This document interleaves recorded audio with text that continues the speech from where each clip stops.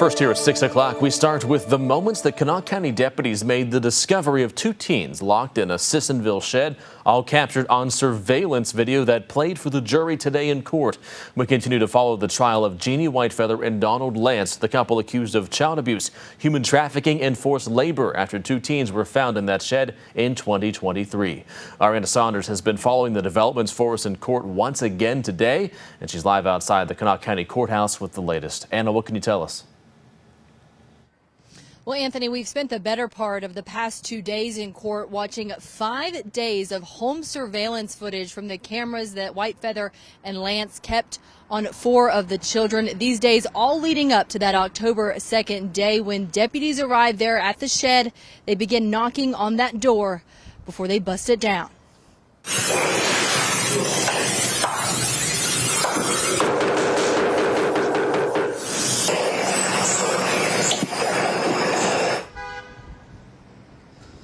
Now, at this point in the evening of October 2nd, 2023, Whitefeather and Lance are not at the house and have 2 of the kids with them. So when deputies begin knocking at the shed, you see the 2 teens asking what to do next. We even see the teenage girl get in the surveillance camera and seem to try to get the attention of Whitefeather. She then begins talking there to deputies through the door and eventually the CPS worker who shows up.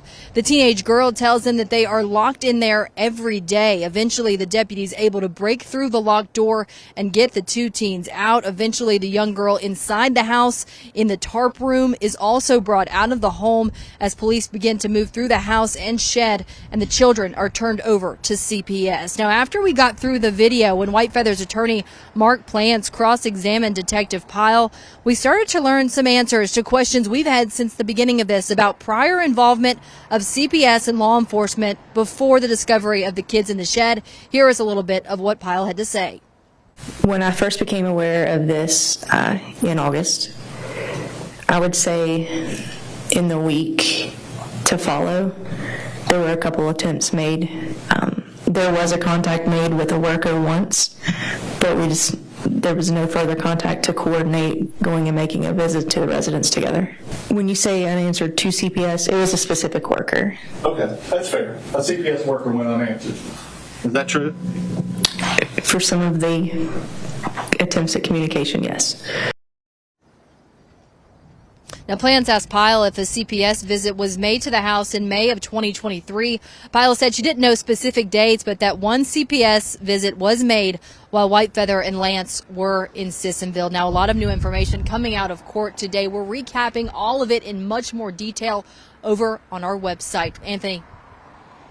And this was a day where we thought we might start hearing from the kids. Where are we at right now in this process?